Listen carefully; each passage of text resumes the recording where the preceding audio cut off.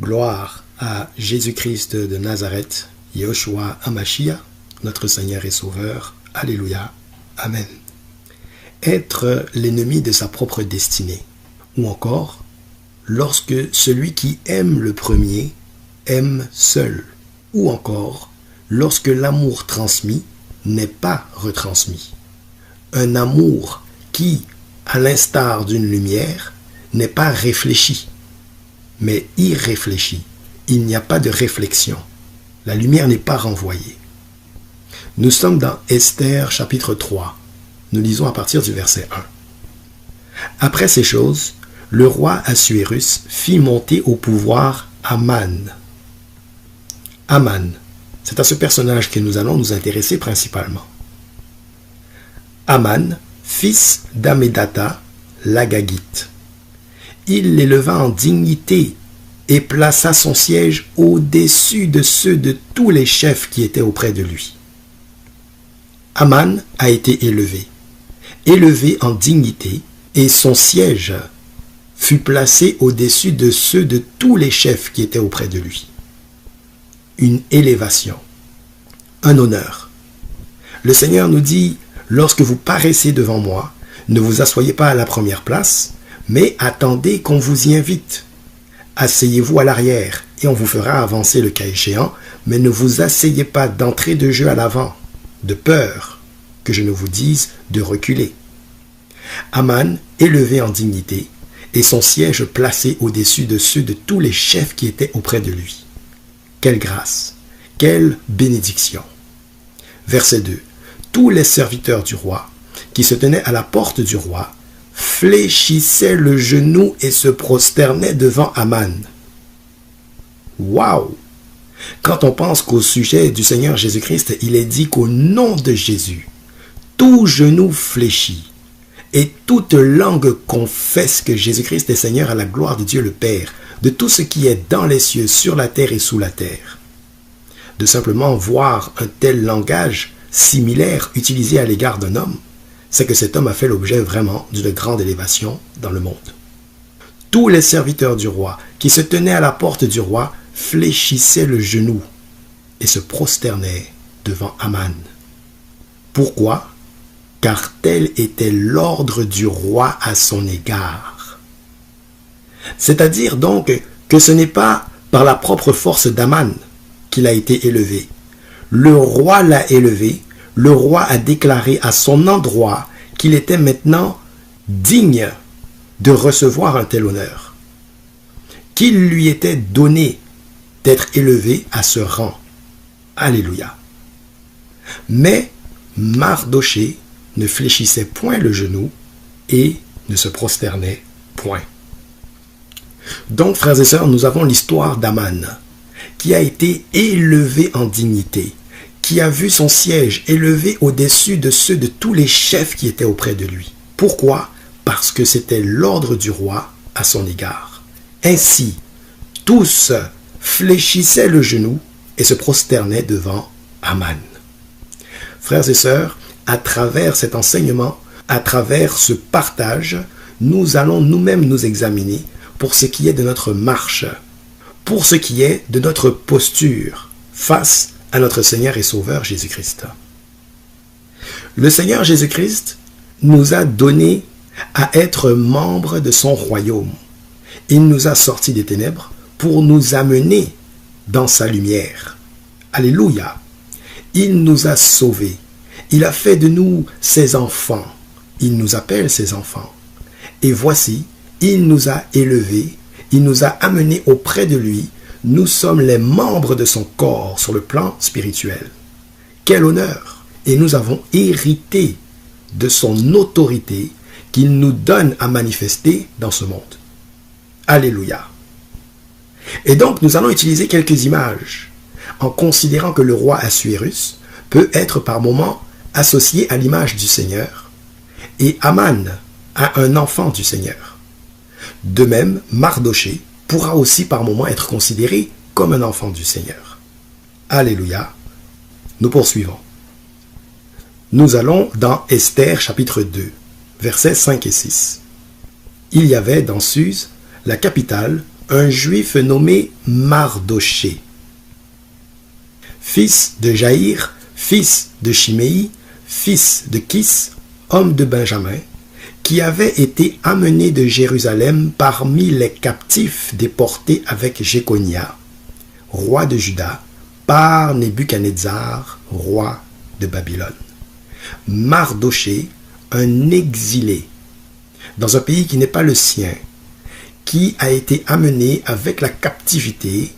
Voici, Mardoché se retrouve maintenant, simple serviteur, dans une contrée qui n'est pas la sienne, mais il n'est pas pour autant sans importance.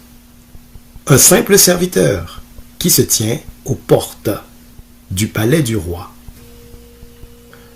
Donc, frères et sœurs, nous avons vu Aman, qui a reçu un honneur important de la part du roi, qui a été élevé, et nous voyons Mardoché, qui lui est simplement assis à la porte du roi. Esther, chapitre 2, versets 21 à 23. Dans ce même temps, comme Mardoché était assis à la porte du roi, Bigtan et Teresh, deux eunuques du roi, gardes du seuil, cédèrent à un mouvement d'irritation et voulurent porter la main sur le roi Assuérus. Mardoché eut connaissance de la chose et en informa la reine Esther, qui la redit au roi de la part de Mardoché. Le fait ayant été vérifié et trouvé exact, les deux eunuques furent pendus à un bois, et cela fut écrit dans le livre des chroniques en présence du roi. Intéressant ici de noter de façon accessoire que le fait a été vérifié et trouvé exact avant que la sentence ne tombe. Nous servons un Dieu de justice. Et tout est bien vérifié dans la justice du Seigneur pour être trouvé exact, pour être trouvé dans la vérité, afin que la sentence soit donnée en toute justice et équité. Fin de la parenthèse. Donc, Mardoché était assis à la porte du roi. Mardoché n'avait pas le prestige dont jouissait Aman. Aman, qui était aux côtés du roi, on pourrait dire assis à la droite ou à la gauche du roi, alors que Mardoché était simplement assis à la porte du roi. Aman, qui avait subi une élévation, qui était dans l'honneur et participait à la gloire du roi de près, et Mardoché, qui lui était en bas de l'échelle, assis à la porte du roi. Nous revenons maintenant, toujours dans Esther au chapitre 3. On a bien dit, frères et sœurs, qu'à l'image du roi Assuérus qui a élevé Aman, le Seigneur Jésus-Christ nous a introduits dans son royaume. Or, nous devons demeurer très humbles par rapport à cela. Pourquoi? Parce que ce n'est pas par nos propres forces que nous avons eu accès au royaume du Seigneur. De la même manière, Aman devait comprendre que ce n'est pas par ses propres forces qu'il a été promu. Il y a eu un concours de circonstances. Pourtant, Aman, suite à son élévation, parce que Mardoché ne fléchissait point le genou et ne se prosternait point, eh bien Aman va être épris, va être saisi par une colère à l'égard de Mardoché. Car dans son orgueil, il ne pouvait tolérer que Mardoché ne fléchisse pas le genou et ne se prosterne pas devant lui. Aman, à qui toutes choses ont été données. Comme un saint à qui toutes choses ont été données. Pourtant, ce saint peut regarder les autres de haut. 1 Pierre, chapitre 2, verset 9. Vous, au contraire, vous êtes une race élue, un sacerdoce royal, c'est-à-dire une prêtrise royale, des prêtres et des rois, une nation sainte, un peuple acquis. Un peuple acquis. Donc c'est le Seigneur qui nous a acquis, afin que vous annonciez les vertus de celui qui vous a appelé des ténèbres à son admirable lumière. Mais tout ça, encore une fois, doit se faire dans l'humilité. Philippiens chapitre 1, verset 29, et cela de la part de Dieu. Nous faisons référence à l'élévation de Aman. Nous faisons référence au fait qu'un saint est élevé au statut de membre du royaume de Dieu, non pas par sa propre force. Et cela de la part de Dieu. C'est le roi Assuérus qui a déclaré, et à sa parole, Aman a reçu honneur? C'est le roi Assuérus qui a promu Aman. Et c'est à la parole du roi que tous lui ont maintenant accordé la révérence, à Aman. Philippiens 1, 29, et cela de la part de Dieu. Alléluia. Car il vous a été fait la grâce. Et donc nous devons demeurer dans l'humilité, bien que nous ayons bénéficié de la plus grande des promotions que nous puissions obtenir, être déclarés enfants de Dieu, membres du royaume du Seigneur Jésus-Christ, notre Sauveur, l'Éternel des armées, le Tout-Puissant. Alléluia. Il n'y a pas de royaume plus glorieux que le sien. Et cela de la part de Dieu, car il vous a été fait la grâce, par rapport à Christ, non seulement de croire en lui, mais encore de souffrir pour lui. Il vous a été fait la grâce, notamment de croire en lui. C'est une grâce qui t'a été faite, de croire en lui. Alors, pour qui te prends-tu? Pourquoi te sens-tu élevé au-dessus de la masse? Reste dans l'humilité. Car aucune chair ne peut se glorifier devant le Seigneur. 1 Corinthiens chapitre 4 verset 7. Car qui est-ce qui te distingue? Qu'as-tu que tu n'aies reçu? Et si tu l'as reçu, pourquoi te glorifies-tu comme si tu ne l'avais pas reçu? Qu'as-tu que tu n'aies reçu? Moi, j'ai été promu. Mon siège est placé au-dessus du siège de tous les autres serviteurs, de tous les autres princes, de tous les autres rois. Qu'as-tu que tu n'aies reçu? Et si tu l'as reçu, pourquoi te glorifies-tu comme si tu ne l'avais pas reçu? Nous avons bien dit concernant l'élévation de Aman, car tel était l'ordre du roi à son égard. On n'a pas dit que Aman était la source de sa propre élévation, car tel était l'ordre du roi à son égard. Il vous a été fait la grâce. Alléluia. Notamment de croire en lui. La foi que tu as, dont tu peux être si fier, le statut que tu as dans le royaume du Seigneur Jésus-Christ, toutes ces choses t'ont été données. Qu'as-tu que tu n'aies point reçu? Nous devons rester dans l'humilité. Qu'as-tu que tu n'aies reçu? Et si tu l'as reçu, pourquoi te glorifies-tu? Alléluia. Aman était contrarié de voir que Mardoché ne se prosternait pas devant lui. Pourtant, l'élévation qu'Aman avait reçue, ce n'était pas de lui-même, ce n'était pas de sa propre force que cela s'était produit, mais selon la parole déclarée par le roi. Nous sommes venus au Seigneur qui nous a attirés à lui et il nous donne à avoir notamment la foi. Il nous a élevés afin que nous soyons des prêtres et des rois dans son royaume. Maintenant, nous devons rester humbles et ne pas poser un regard hautain sur ceux qui sont autour de nous dans le royaume, d'une part, et ceux qui sont à l'extérieur du royaume, d'autre part. Comment comprendre cela? Eh bien, parce que tu n'es pas la source de ton salut.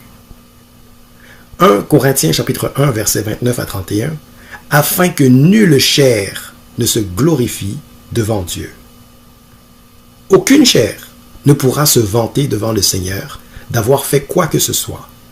Ton lot se limite à exprimer ton libre arbitre dans le sens de te soumettre simplement à la volonté du Seigneur, de te soumettre à son autorité, et après ça, c'est lui qui te donnera la force pour faire le reste et marcher selon ses voies.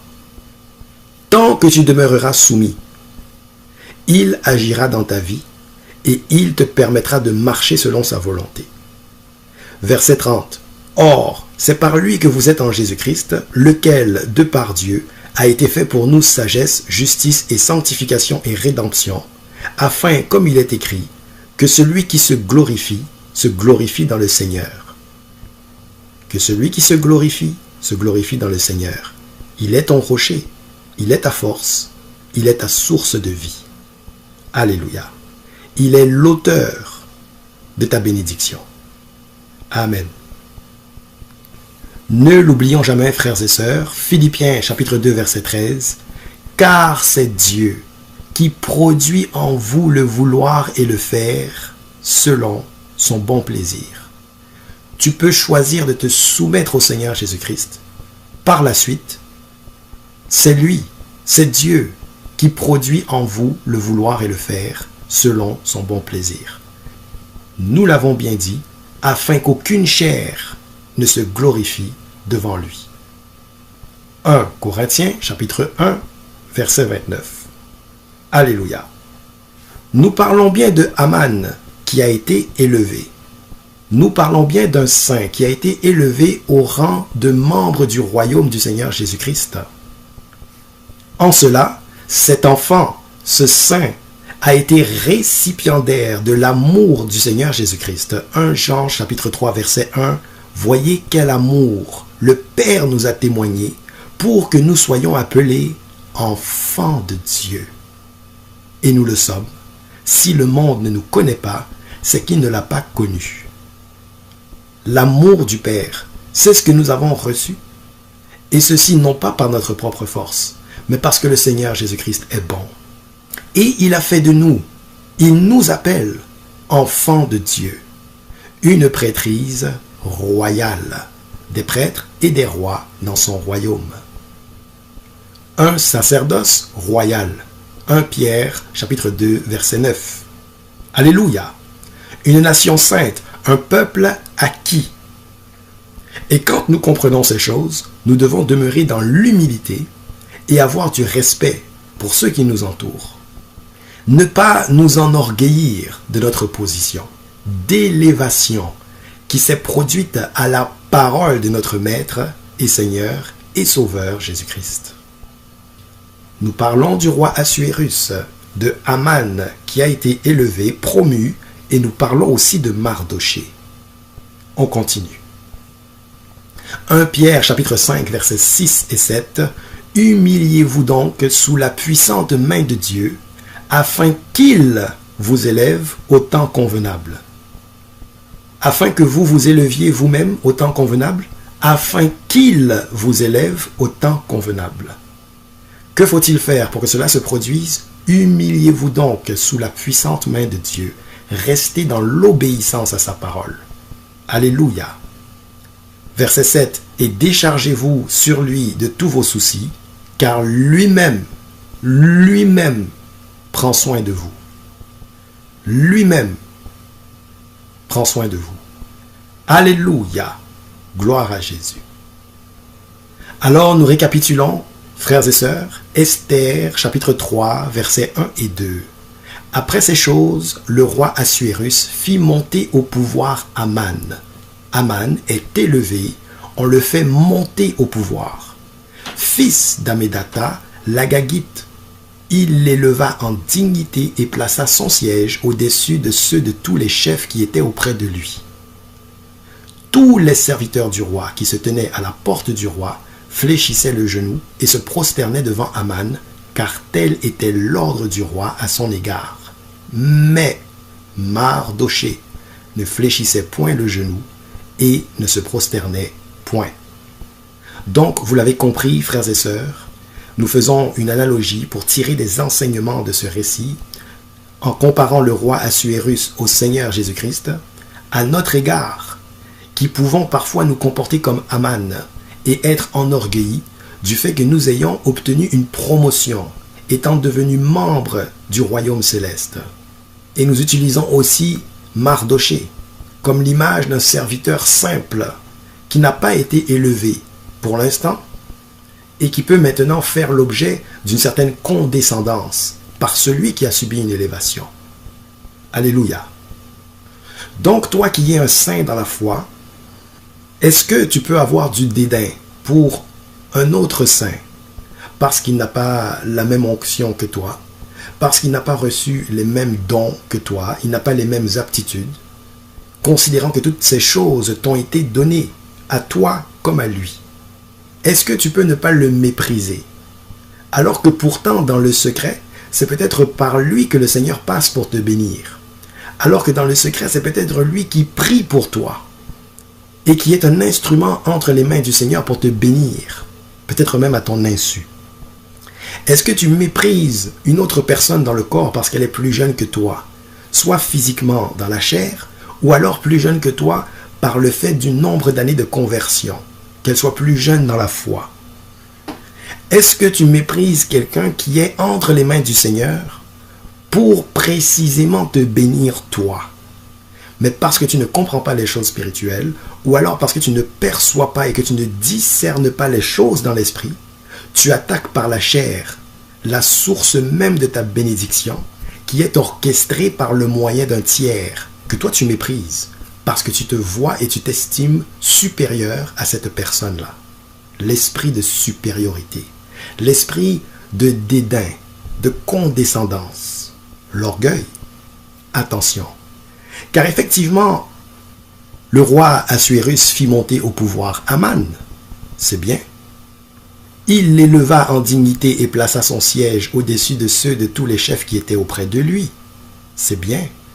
Plusieurs veulent être assis à la gauche ou à la droite du Seigneur. Mais ces places sont réservées. Quel honneur de se les voir attribués. Tous les serviteurs du roi qui se tenaient à la porte du roi fléchissaient le genou et se prosternaient devant Aman. Quel honneur, c'est bien. Tous les serviteurs du roi, et qui d'autre? Ceux qui se tenaient à la porte du roi. Ils se tenaient à la porte, mais ils n'avaient pas accès à l'intérieur. Ils étaient à la porte, en périphérie, à des postes moindres. Ils étaient à une position hiérarchique inférieure. Ils se prosternaient tous. Pourquoi? Parce que Aman était spécial, parce qu'il était le détenteur d'une force qui lui soit propre? Non, parce qu'il a été béni, car tel était l'ordre du roi à son égard. Mais il s'est élevé dans son orgueil, et il a pris en mal Mardoché, qui ne fléchissait point le genou et ne se prosternait point. Mais comment quelqu'un qui se tient à la porte du roi, n'est-ce pas? Mardoché se tenait à la porte du roi, il était assis à la porte du roi.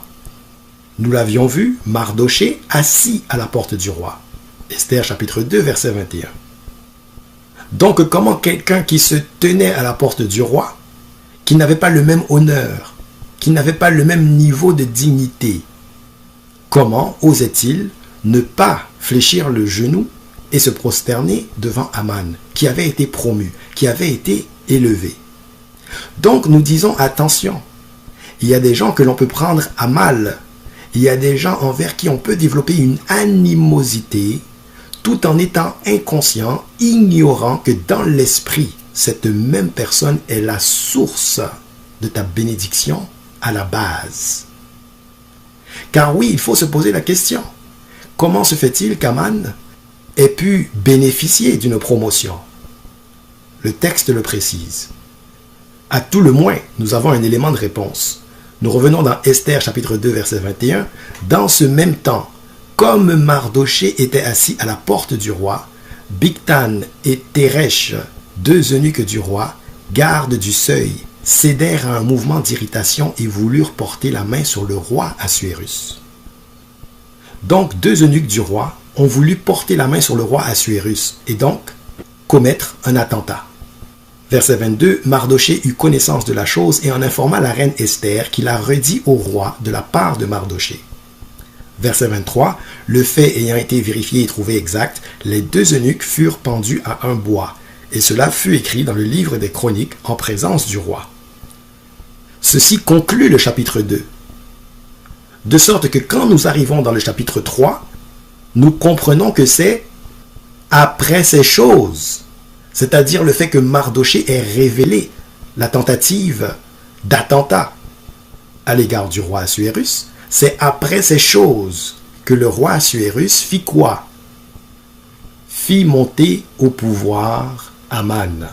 Ah!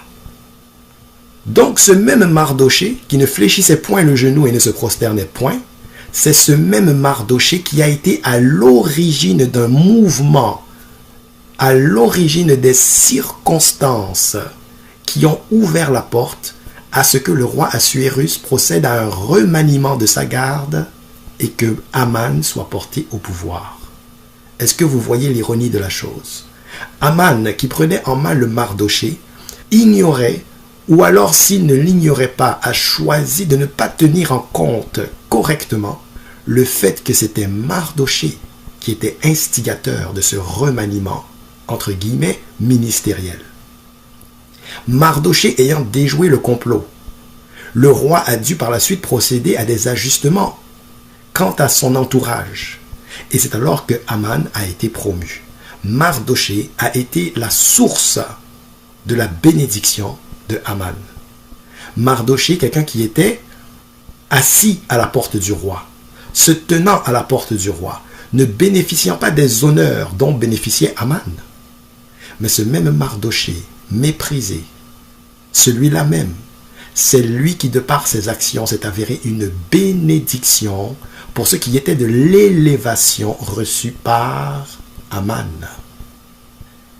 Car tel était l'ordre du roi à son égard. Pourquoi? Parce qu'après ces choses, après l'acte héroïque de Mardochée, il y a eu, une fois la tentative d'attentat déjouée, un remaniement autour de la garde du roi Assuérus.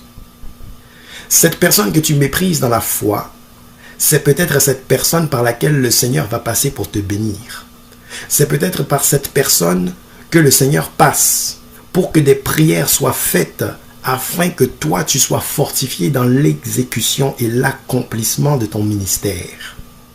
Attention, cette personne même non convertie que tu regardes avec mépris, as-tu oublié que tout ce que tu as t'a été donné et que même la foi que tu as t'a été donnée et que ton lot c'est simplement d'accepter de te soumettre à la volonté du Seigneur et que c'est lui qui par sa force te donne le pouvoir de faire ce qui est bon à ses yeux, de marcher dans les œuvres qu'il a préparées d'avance pour toi.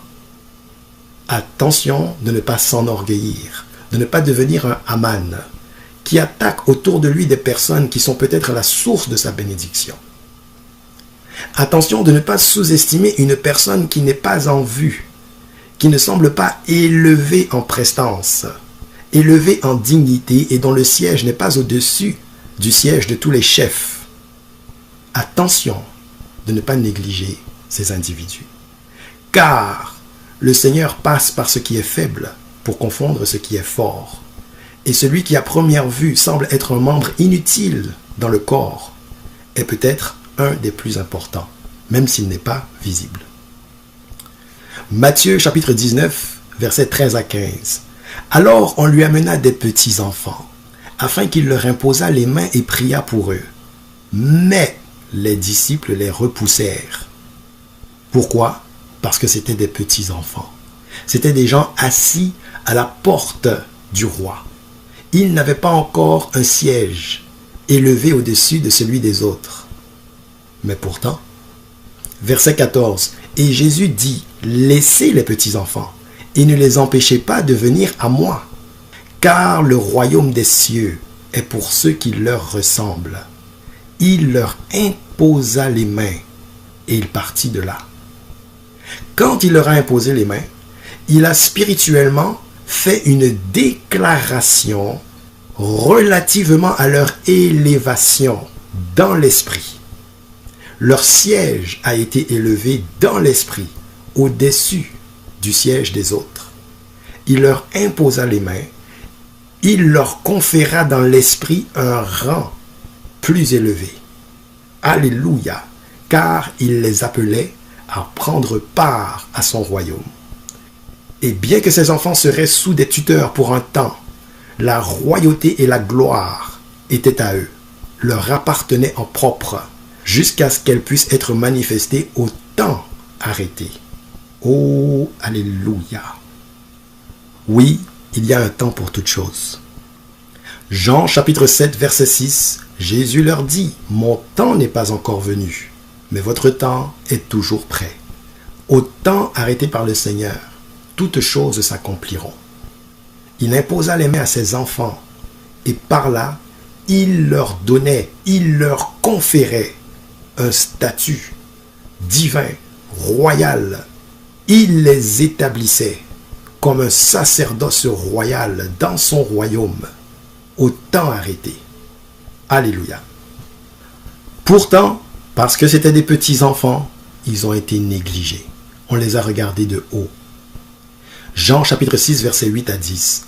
Un de ses disciples, André, frère de Simon-Pierre, lui dit « Il y a ici un jeune garçon qui a 5 pains d'orge et 2 poissons. Mais qu'est-ce que cela pour tant de gens ?»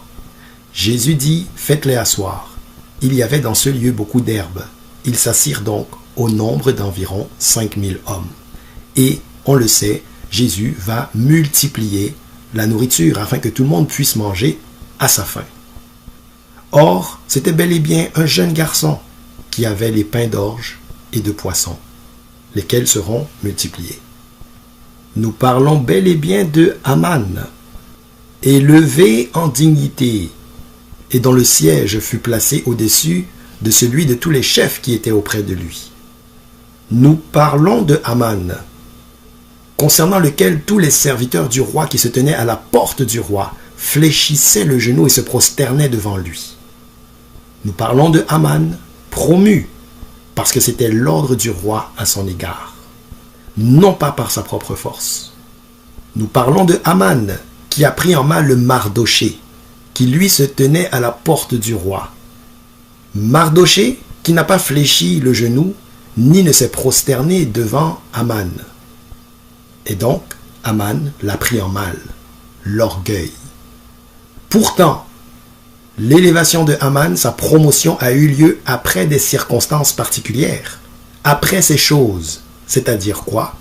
Après le moment où Mardoché a déjoué un complot qui visait la vie du roi Assuérus, et il y a eu un remaniement autour du roi relativement à sa garde rapprochée. Donc, ne sous-estimons personne. Le Seigneur peut passer par n'importe qui pour te bénir. Il peut passer par n'importe qui pour prier pour toi. Et s'il y a des différences entre un autre et toi-même, n'oublie pas que tout ce que tu as t'a été donné et que ce n'est même pas par ta propre force que tu as été béni, que tu as été élevé et amené dans le royaume céleste. Toutes ces choses t'ont été données. Même ta foi, même la capacité de faire selon le bon vouloir du Seigneur. Toi, tu acceptes simplement, de par ton libre arbitre, de te soumettre à l'autorité du Seigneur, et c'est lui qui te donne la force de faire le reste. Alléluia. Amen.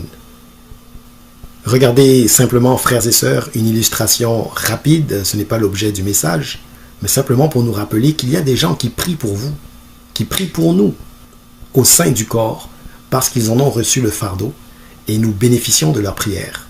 Pensez à Paul, dans Philippiens chapitre 1, au verset 3 à 5, qui relate le fait qu'il remercie le Seigneur pour ses frères et ses sœurs dans la foi et qu'il prie pour eux. Alléluia! Se réjouissant de voir ses frères et sœurs dans la foi et s'y maintenir. Et ce pourquoi il prie dans ses prières, frères et sœurs, nous sommes toujours dans Philippiens chapitre 1, au verset 9, il prie pour que notre amour augmente de plus en plus en connaissance et en pleine intelligence, pour le discernement des choses les meilleures, afin que vous soyez purs et irréprochables pour le jour de Christ, remplis du fruit de justice qui est par Jésus-Christ, à la gloire et à la louange de Dieu. Donc ne l'oublions jamais, il y a des gens qui prient pour nous, et nous ne sommes meilleurs que personne. Nous devons nous aimer les uns les autres, et chacun a sa grâce. L'humilité. Matthieu chapitre 20, versets 26 à 28. Il n'en sera pas de même au milieu de vous. Quiconque veut être grand parmi vous, qu'il soit votre serviteur. Et quiconque veut être le premier parmi vous, qu'il soit votre esclave, qu'il soit prêt à être assis à la porte du roi, même s'il n'a pas un siège élevé au-dessus de celui de tous les autres. C'est ainsi que le Fils de l'homme est venu, non pour être servi, mais pour servir et donner sa vie comme la rançon de plusieurs. Revêtez-vous de Christ. Ayez en vous les sentiments qui étaient en lui, considérant les affaires des autres comme étant vos propres affaires. Philippiens chapitre 2, versets 3 à 5. Alléluia. Et si nous nous comportons ainsi, frères et sœurs, prenant exemple sur Christ et la pensée de Christ, nous ne commettrons pas l'iniquité d'Aman qui, dans son orgueil, se voyait supérieur aux autres. et les regardait avec condescendance. Esther chapitre 3 verset 5. Et Aman vit que Mardochée ne fléchissait point le genou et ne se prosternait point devant lui. Et donc par conséquent, qu'est-ce qui s'est passé? Il fut rempli de fureur. Son cœur est devenu noir. Son cœur s'est rempli de ténèbres. Et pourtant, frères et sœurs, Aman, qui bénéficiait de la bénédiction du roi, eh bien, il avait tout ce dont il avait besoin. Et il jouissait également de la considération du roi. Tout comme nous, en tant que saints, nous bénéficions de la bonne grâce du Seigneur Jésus-Christ. Esther chapitre 3, verset 7. Au premier mois, qui est le mois de Nissan, la 12e année du roi Assuérus, on jeta le pur, c'est-à-dire le sort, devant Aman, pour chaque jour et pour chaque mois, jusqu'au 12e mois, qui est le mois d'Adar. Verset 8. Alors Aman dit au roi Assuérus, « Il y a dans toutes les provinces de ton royaume un peuple dispersé, et à part parmi les peuples, ayant des lois différentes de celles de tous les peuples, et n'observant point les lois du roi. Il n'est pas dans l'intérêt du roi de le laisser en repos. » Verset 9. « Si le roi le trouve bon, qu'on écrive l'ordre de les faire périr, et je pèserai 10 000 talents d'argent entre les mains des fonctionnaires, pour qu'on les porte dans le trésor du roi. » Le roi ôta son anneau de la main et le remit à Aman, fils d'Amédatha, l'Agagite, ennemi des Juifs. Quelle image! Aman avait obtenu la confiance du roi. Et voici, Aman avait décidé de faire la guerre au peuple juif à cause de Mardochée. Étant donné que Mardochée était juif, Aman décide de prendre à mal toute la communauté juive et il veut l'exterminer. Ici, je fais ressortir le fait que Aman, qui était béni par le roi, il avait même gagné la confiance du roi. Il était assis à la table du roi. Et voici, on a une image ici, il était co-héritier de l'autorité du roi. Le roi lui a décerné, lui a délégué l'autorité. Il ôta son anneau de la main et le remit à Aman. Pour un projet que Aman avait mis de l'avant lui-même. Voyez? Alors Aman était devenu l'ami du roi. Malgré toutes ces choses, dans son cœur, il nourrissait la haine. Parfois, nous ne reconnaissons pas la hauteur, l'ampleur, l'envergure des bénédictions qui sont les nôtres par l'entremise du Seigneur Jésus-Christ. Et malheureusement, nous sortons du chemin étroit pour envisager maintenant des désirs charnels, des passions charnelles qui nous sont personnelles. Et nous voulons les amener à exécution sous l'empire du service que nous rendons au Seigneur. C'est-à-dire en justifiant ces passions charnelles par le moyen du service officiel que nous rendons au roi. Aman a un désir personnel fondé, enraciné dans la haine, un projet à l'égard des Juifs qu'il veut accomplir maintenant sous la coupe de son service au roi. Waouh! Quelle image puissante! Attention, le saint ne doit pas prendre ses désirs personnels et les masquer maintenant dans le cadre maintenant d'un prétendu exercice qu'il offre au Seigneur. Attention! Par là, il veut se servir de l'autorité qu'il a reçue du Seigneur en tant que co-héritier de Christ et de son autorité et de sa puissance pour mener à terme non pas des projets divins, mais des projets terrestres. Donc Aman avait même la confiance du roi. Il était un ami du roi. Il pouvait même être invité par le roi à prendre part à des séances spéciales, à des festins, à des événements particuliers réservés à certains. Esther chapitre 5, versets 9 à 14. Aman sortit ce jour-là, joyeux et le cœur content. Mais lorsqu'il vit à la porte du roi Mardochée, qui ne se levait ni ne se remuait devant lui, il fut rempli de colère contre Mardochée. Il sut néanmoins se contenir, et il alla chez lui. Puis il envoya chercher ses amis et Zeresh sa femme. Verset 11. Aman leur parla de la magnificence de ses richesses, du nombre de ses fils, de tout ce qu'avait fait le roi pour l'élever en dignité, et du rang qu'il lui avait donné au-dessus des chefs et des serviteurs du roi.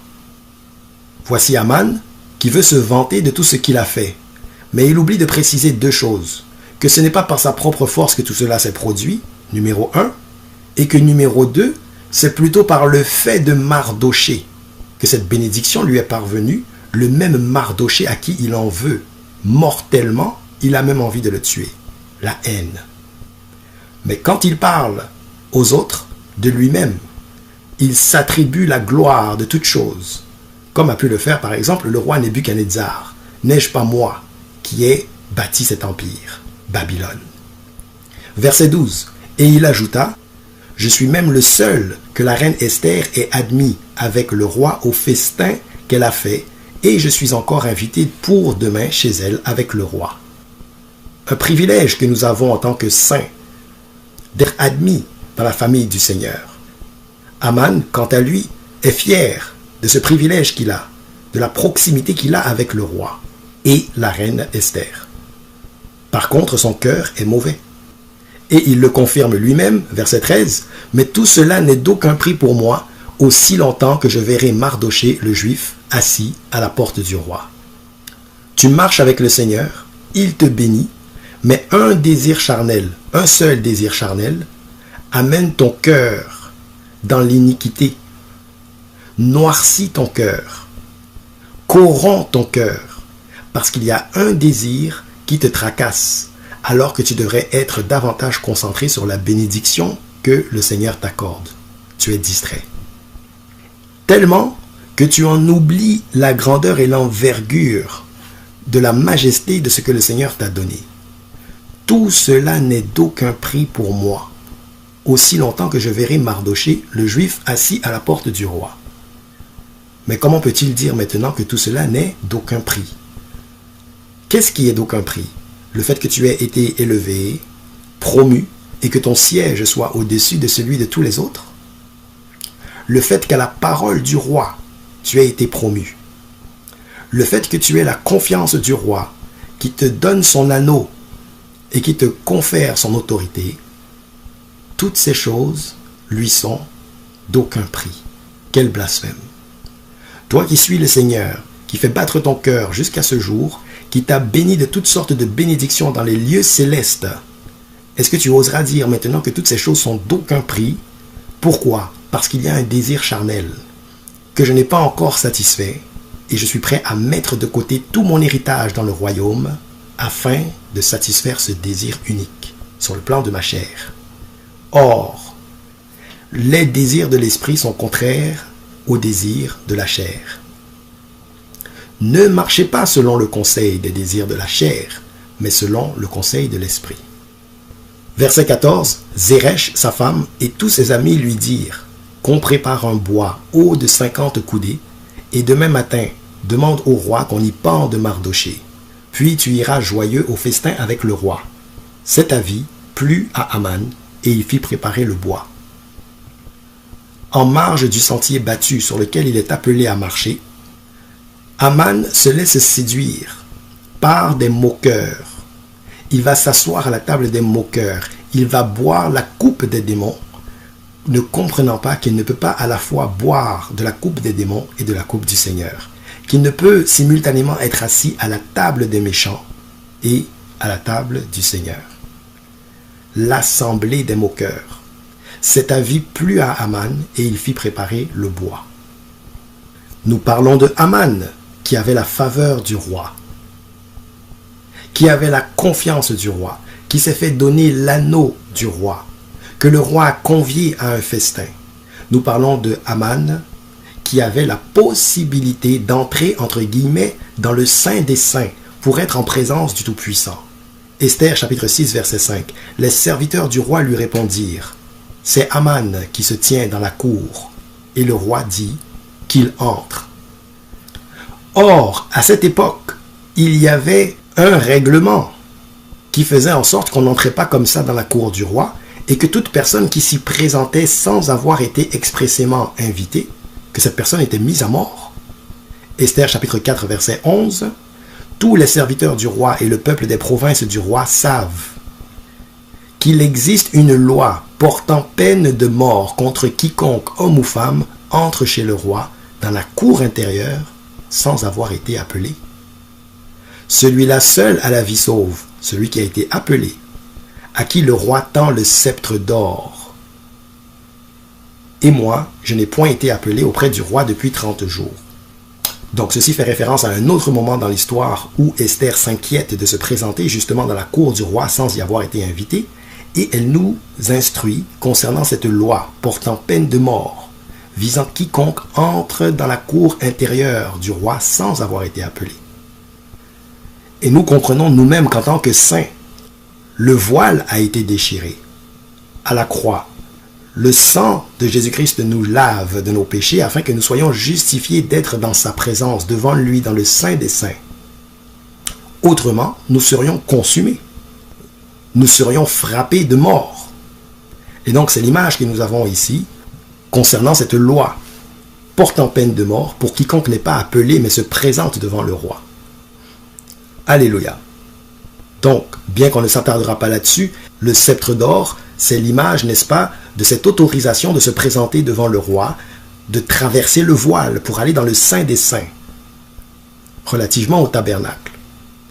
Pour ceux que ça intéresse, vous pourrez lire Hébreux chapitre 9, verset 7, pour comprendre que dans le Saint des Saints, à l'origine, ce n'était que le souverain sacrificateur qui y entrait une fois par an. Vous pourrez lire Hébreux chapitre 9, verset 8, pour comprendre que par là, nous comprenions que le chemin qui mène vers le Seigneur et l'intimité avec lui, ce chemin n'était pas encore ouvert de façon manifeste. Le voile n'était pas encore déchiré. Et vous pourrez lire Hébreux chapitre 9, verset 11, pour comprendre que Christ, lui, a traversé le tabernacle, qui est le tabernacle non plus terrestre mais céleste, et qu'il est allé offrir son sang pour nous, afin que nous puissions être justifiés, de nous rendre en ce lieu nous-mêmes, à travers sa personne. Alléluia. Et finalement, Hébreux chapitre 9, verset 24, car Christ n'est pas entré dans un sanctuaire fait de main d'homme, en imitation du véritable, mais il est entré dans le ciel même, afin de comparaître maintenant pour nous devant la face de Dieu. Et donc, nous qui sommes en Christ, nous avons pu nous présenter devant le Seigneur, à travers le Seigneur Jésus-Christ, étant lavés par son sang de notre iniquité, étant justifiés maintenant d'être dans la présence du Seigneur, dans la présence de Dieu. Non plus dans le tabernacle terrestre, mais dans le tabernacle céleste. Le voile est déchiré à la croix. Donc nous revenons au cas de Haman, qui avait reçu la confiance du roi, l'autorité du roi, une invitation du roi à prendre part à un banquet, et qui pouvait se présenter dans la cour. Et on lui disait, tu peux entrer. Le sceptre d'or, il t'est donné. L'autorisation t'est donnée. Tu es justifié d'être dans la présence du roi, comme un saint qui est justifié pour se présenter devant le Seigneur, devant son trône en tout temps. Parce que le chemin est manifeste maintenant, et nous qui avons la même nature que le Seigneur, étant revêtus de Christ, nous pouvons nous présenter devant lui, dans le Saint des Saints, au ciel, devant son trône, dans sa gloire. Alléluia. Mais ce même Haman qui bénéficiait de tous ces avantages-là, on a vu qu'en raison d'un désir charnel, mauvais, qui corrompait son cœur, il considérait tout cela comme étant d'aucun prix. Pourquoi? Parce que son désir charnel l'amenait à oublier la grâce dont il bénéficiait auprès du roi Assuérus, comme un saint peut oublier de la grâce dont il bénéficie auprès de l'Éternel en raison d'un seul désir charnel qui le préoccupe et domine maintenant ses pensées, son cœur. L'orgueil, la haine sous-tend toutes ces choses. Or, l'orgueil précède la chute, on le sait. Maintenant, frères et sœurs, Haman, son cas est encore plus complexe, parce que son orgueil et son ambition ne s'arrêtent pas là. Esther, chapitre 6, versets 7 à 9. Le roi vient de demander à Haman, à qui il a été donné autorisation de se présenter devant le roi, « Que devrais-je faire pour un homme que je veux honorer ?» Et le roi a en tête Mardoché, puisque Mardoché a sauvé la vie du roi en déjouant le complot de meurtre visant le roi.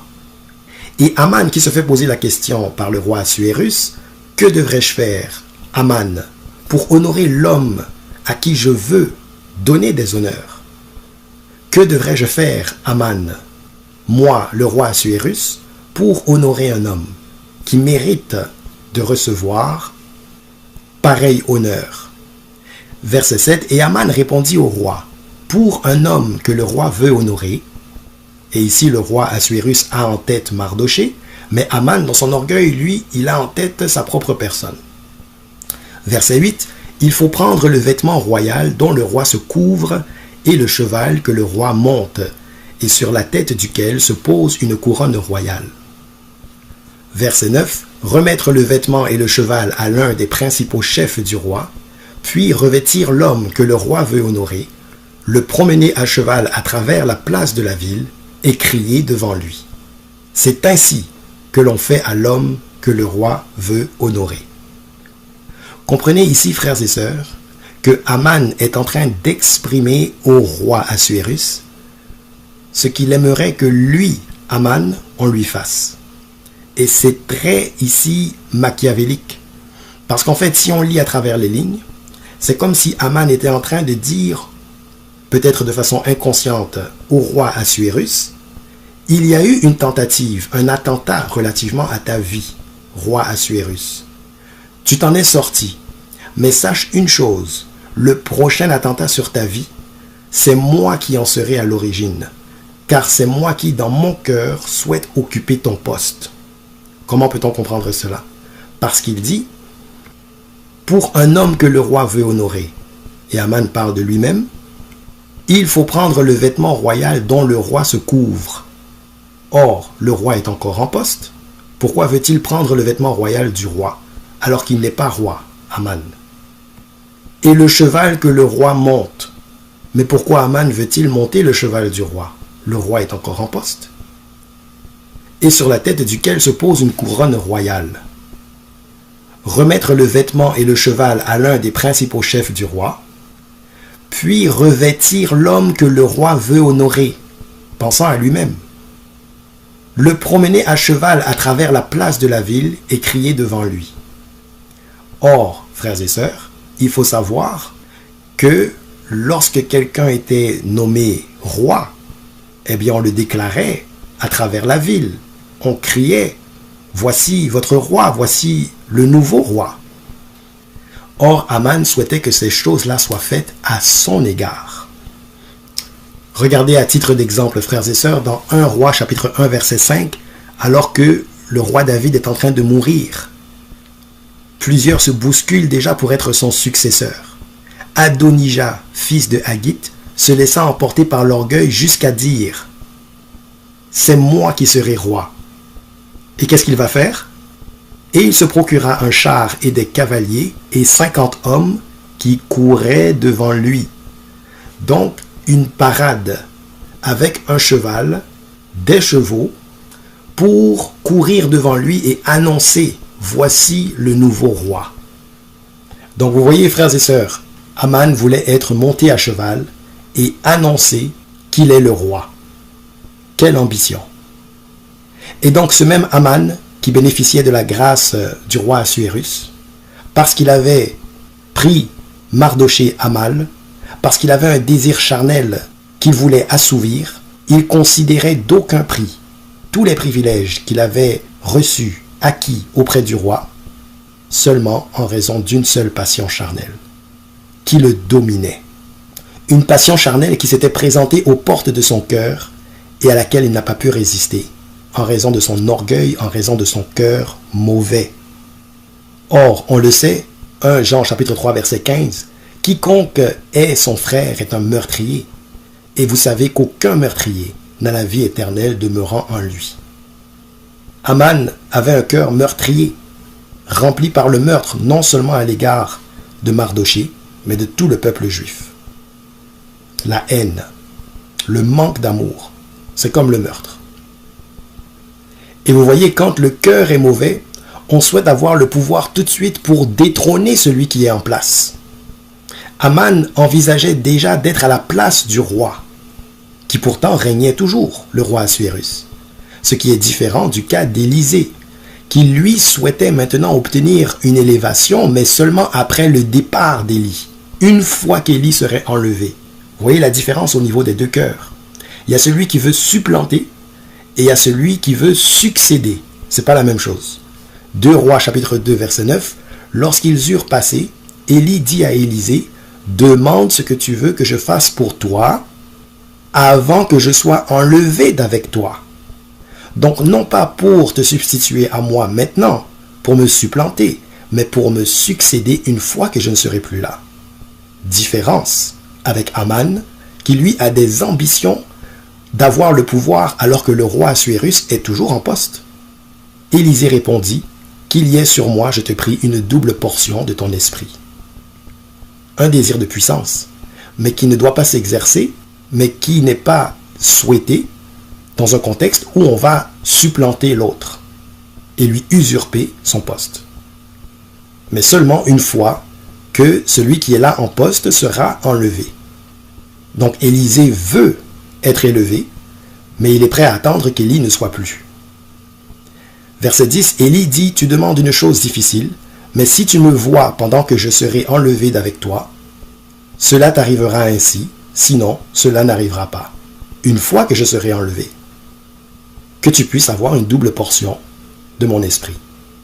Tandis qu'Aman, lui, il avait des ambitions immédiates, alors que le roi Assuérus était encore en poste.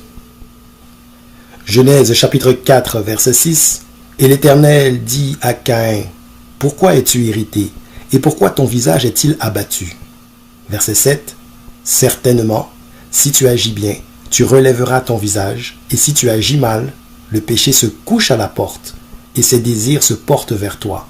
Mais toi, domine sur lui. » Lorsque le cœur est envahi par des mauvaises pensées, des pensées meurtrières, il faut dominer. Mais malheureusement, le cœur de Caïn a été vaincu, rempli de haine, de colère. Verset 8, cependant, Caïn adressa la parole à son frère Abel, mais comme ils étaient dans les champs, Caïn se jeta sur son frère Abel et le tua. Regardez cette histoire dans 2 Rois chapitre 8, versets 7 à 15. Élisée se rendit à Damas. Ben-Hadad, roi de Syrie, était malade. Donc un roi, et il est malade. Et on l'avertit en disant, l'homme de Dieu est arrivé ici. Verset 8, le roi dit à Hazaël, prends avec toi un présent, et va au-devant de l'homme de Dieu. Consulte par lui l'Éternel en disant, guérirai-je de cette maladie?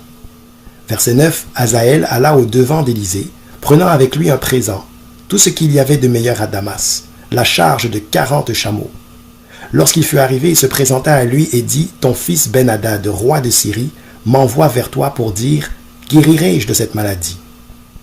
Verset 10, Élisée lui répondit, va, dis-lui, tu guériras. Mais l'Éternel m'a révélé qu'il mourra. Verset 11, l'homme de Dieu arrêta son regard sur Hazaël et le fixa longtemps, puis il pleura. L'homme de Dieu voit le cœur d'Hazaël, qu'il y a dans le cœur d'Hazaël des ténèbres cachées.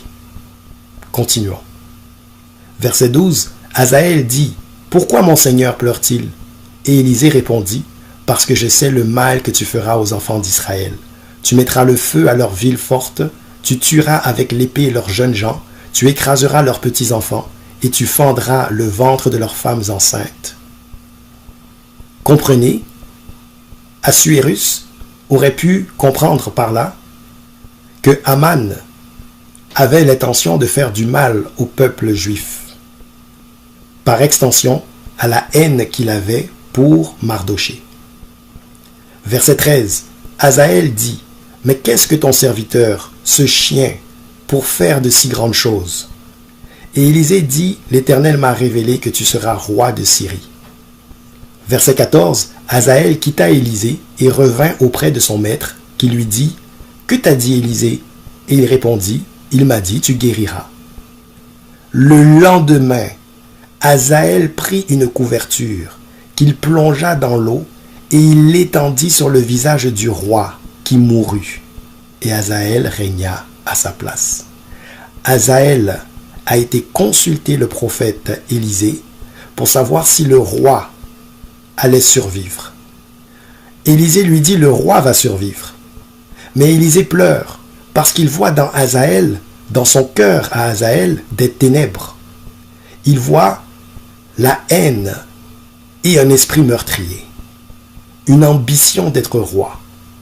Et effectivement, Hazaël qui revient voir le roi, lui dit, tu vivras, tu seras guéri.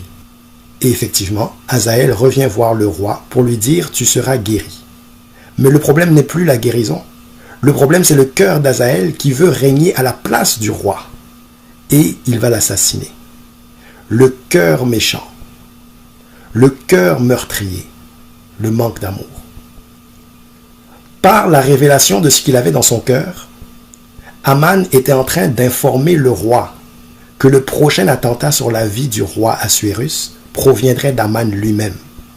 Je veux porter ton vêtement. Je veux ta monture. Je veux que tu me promènes à cheval à travers la place de la ville et qu'on fasse crier devant moi. Waouh, l'ambition d'un homme. Rappelez-vous ce passage dans Ésaïe, relatif à Lucifer qui est devenu Satan éventuellement. Ésaïe chapitre 14, versets 12 à 14. « Te voilà tombé du ciel, astre brillant, fils de l'aurore.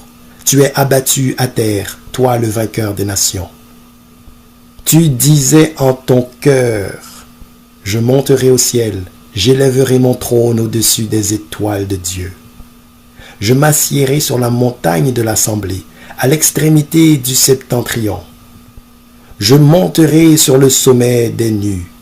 Je serai semblable au Très-Haut. Ô Seigneur, garde nos cœurs de l'orgueil. Hazaël a tué le roi. Il l'a étouffé avec un drap mouillé. Et il régna à sa place. Aman, pareillement, se voyait déjà à la place du roi Assuérus. Et il a trahi le désir de son cœur. Contrairement à Élisée, qui, face à Élie, était prêt à attendre qu'Élie soit enlevé avant de manifester une double portion. Alléluia. Le désir du cœur mauvais.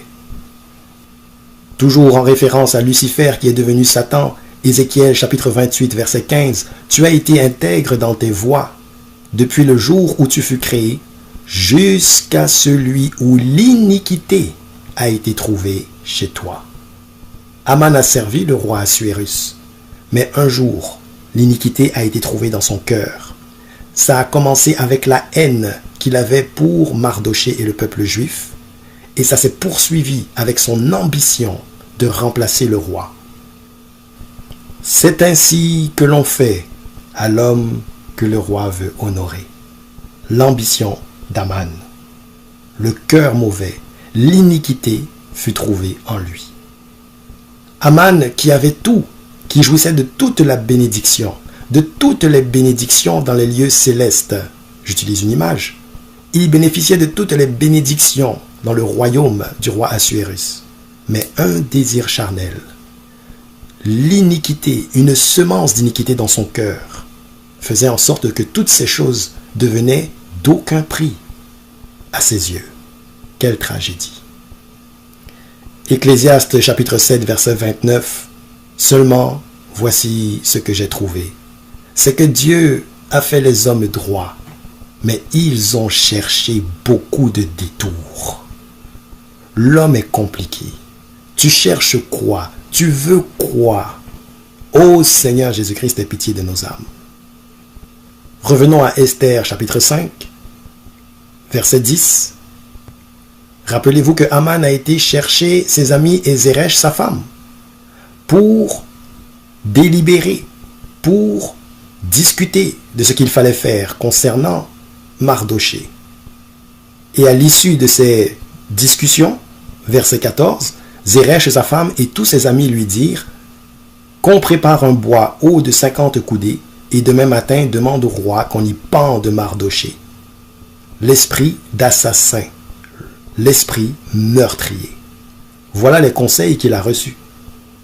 Or, que nous dit la parole? Le tout premier psaume, verset 1. Heureux l'homme qui ne marche pas selon le conseil des méchants. Oui, il y a sécurité dans la multitude des conseils, mais encore que ces conseils ne proviennent pas des méchants. Heureux l'homme qui ne marche pas selon le conseil des méchants, qui ne s'arrête pas sur la voie des pécheurs, et qui ne s'assied pas en compagnie des moqueurs. Proverbe chapitre 1, verset 10. Mon fils, Si des pécheurs veulent te séduire, ne te laisse pas gagner. Si l'assemblée qui te conseille te pousse au meurtre, ne te laisse pas gagner. Aman n'a pas obtenu les bons conseils. 1 Corinthiens chapitre 10 verset 21, nous y avions fait allusion plus tôt. Vous ne pouvez boire la coupe du Seigneur et la coupe des démons. Vous ne pouvez participer à la table du Seigneur et à la table des démons. Aman, tu ne peux pas bénéficier de la grâce du roi Assuérus, être assis à sa table et en même temps vouloir être assis à la table des moqueurs, ta femme Zeresh et tes amis, qui te poussent au meurtre, afin de satisfaire la semence meurtrière qui a envahi ton cœur, à cause de l'orgueil. Nous sommes dans Abdias, verset 3. L'orgueil de ton cœur t'a égaré, toi qui habites le creux des rochers, qui t'assieds sur les hauteurs, et qui dis en toi-même, qui me précipitera jusqu'à terre? N'oubliez pas qu'Aman, son siège avait été élevé au-dessus du siège de tous les autres. Il était assis sur les hauteurs, et avec un esprit de supériorité se disait, qui me précipitera jusqu'à terre? Verset 4. Quand tu placerais ton nid aussi haut que celui de l'aigle, quand tu le placerais parmi les étoiles, je t'en précipiterai, dit l'Éternel. Aman avait oublié ce que nous avons dit au commencement, ce que nous avons dit au début. Ce n'est pas par sa propre force qu'il était parvenu à cet état d'élévation, mais c'était par la parole du roi. Or, une fois élevé, son orgueil a fait en sorte qu'il a oublié d'où lui était provenue son élévation. De la même manière, le saint ne doit pas oublier que la position qu'il occupe, c'est en raison de la grâce que le Seigneur lui a accordée. 1 Samuel chapitre 15 verset 13, Samuel se rendit auprès de Saül, et Saül lui dit, « Sois béni de l'Éternel, j'ai observé la parole de l'Éternel. » Verset 14, Samuel dit, « Qu'est-ce donc que ce bêlement de brebis qui parvient à mes oreilles, et ce mugissement de bœufs que j'entends ?» Verset 15, Saül répondit, « Ils les ont amenés de chez les Amalécites, parce que le peuple a épargné les meilleures brebis et les meilleurs bœufs, afin de les sacrifier à l'Éternel, ton Dieu. Et le reste, nous l'avons dévoué par interdit. » Verset 16, Samuel dit à Saül, « Arrête, et je te déclarerai ce que l'Éternel m'a dit cette nuit. » Et Saül lui dit, « Parle. » Verset 17, Samuel dit, « Lorsque tu étais petit à tes yeux, n'es-tu pas devenu le chef des tribus d'Israël? Et l'Éternel ne t'a-t-il pas oint pour que tu sois roi sur Israël? » Aman, est-ce que ce n'est pas le roi Assuérus qui t'a élevé au rang où il t'a élevé, afin que ton siège soit au-dessus de celui des autres? Aman, est-ce que ce n'est pas un concours de circonstances par le fait de Mardoché qui a permis que tu obtiennes cette promotion lorsque tu étais petit, lorsque tu étais à ta position initiale? N'est-ce pas le Seigneur qui t'a fait grâce, le roi Assuérus qui t'a fait grâce? Verset 18, l'Éternel t'avait fait partir en disant, « Va, aidez-vous par interdit ces pécheurs, les Amalécites. Tu leur feras la guerre jusqu'à ce que tu les aies exterminés. » Verset 19, pourquoi n'as-tu pas écouté la voix de l'Éternel? Pourquoi t'es-tu jeté sur le butin et as-tu fait ce qui est mal aux yeux de l'Éternel? Aman, pourquoi t'es-tu enorgueilli alors que tu avais reçu toutes les bénédictions, alors que le roi permettait que tu viennes dans sa cour, qu'il t'a donné son anneau, qu'il t'a donné son autorité, qu'il t'a invité à un banquet, qu'il t'a accordé sa confiance pour que tu mènes des projets pour le compte du royaume? Pourquoi n'as-tu pas écouté la voix de l'Éternel? Pourquoi as-tu convoité sa place? Pourquoi as-tu dit, je serai comme le Très-Haut? Pourquoi l'iniquité a-t-elle été trouvée dans ton cœur? Pourquoi, pensant que l'on parlait de toi, as-tu souhaité être à la place du roi alors qu'il était encore en train de régner? Proverbe chapitre 29, verset 1. Un homme qui mérite d'être repris et qui raidit le cou sera brisé subitement et sans remède. Proverbe chapitre 27, verset 20. Le séjour des morts et l'abîme sont insatiables. De même, les yeux de l'homme sont insatiables. Aman avait une passion dans son cœur, une semence d'iniquité meurtrière dans son cœur, et bien qu'il ait pu bénéficier de toutes les grâces du royaume du roi Assuérus, son cœur est demeuré insatiable quant à ses passions charnelles. L'orgueil, la vanité. Ecclésiaste chapitre 1, verset 2. Vanité des vanités, dit l'Ecclésiaste. Vanité des vanités. Tout est vanité. 1 Jean chapitre 4, verset 19. Pour nous, nous l'aimons parce qu'il nous a aimés le premier. Oui, le Seigneur Jésus-Christ nous a aimés le premier. Mais est-ce que nous lui rendons cet amour? Nous qui avons pour commandement de l'aimer de toute notre force, de toute notre pensée, de toute notre âme, de tout notre cœur. Est-ce que nous sommes dans une situation où, ayant reçu l'amour du roi, nous ne lui rendons pas cet amour, de sorte que nous nous trouvons dans un cas de figure où celui qui a aimé le premier aime seul, parce que celui qui est aimé n'aime pas en retour. Est-ce que nous sommes dans un cas de figure où celui qui est amour et qui a aimé le premier transmet son amour, mais cet amour ne lui est pas retransmis? Est-ce que nous sommes dans un cas de figure où il y a un amour qui, semblable à une lumière, n'est pas réfléchi par un miroir, qui plutôt devient un matériau, ce miroir qui devient un matériau qui absorbe cette lumière-là pour en faire ce qu'il veut, au lieu de réfléchir cette lumière? Un amour irréfléchi, qui n'est pas réfléchi, mais plutôt absorbé, pour nourrir des passions charnelles et internes. Ou encore, être l'ennemi de sa propre destinée. C'est-à-dire accorder préséance aux désirs charnels qui peuvent nous animer, accorder préséance à nos passions meurtrières, au lieu de garder les yeux fixés vers l'amour du Père. Aman s'est détourné de la bienséance du roi Assuérus pour être consumé par les passions meurtrières qui habitaient son cœur. En cela, Aman était dans la désobéissance. Jean chapitre 14, verset 15. « Si vous m'aimez, gardez mes commandements.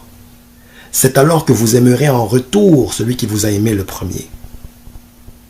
Car celui qui vous a aimé le premier est venu manifester en chair pour mourir à la croix pour vous, afin que par son sang vous soyez lavés de vos péchés et trouvés justifiés d'être avec lui dans sa présence en communion avec lui. Et ce qu'il a fait, c'est un acte d'amour sans borne, sans limite, que l'on ne peut pas comprendre totalement. Car même pour un homme juste, nous ne donnerions pas nos vies.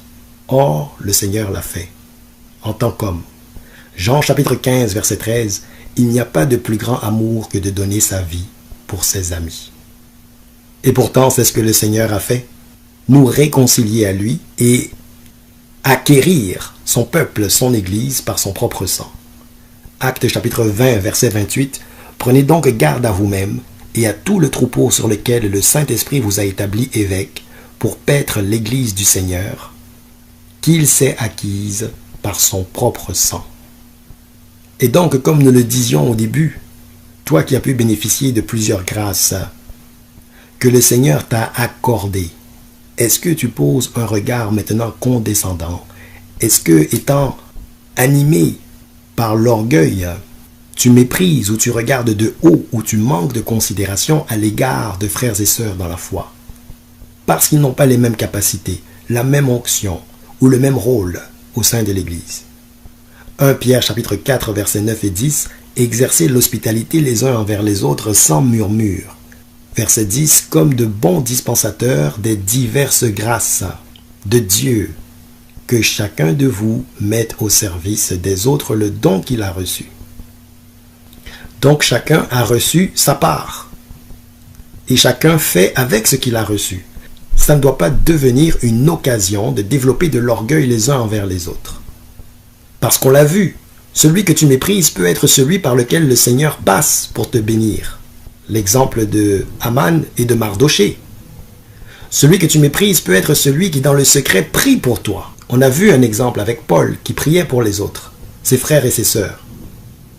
Luc chapitre 2 versets 36 et 37. Il y avait aussi une prophétesse, Anne, fille de Phanuel, de la tribu d'Aser. Elle était fort avancée en âge et elle avait vécu 7 ans avec son mari depuis sa virginité.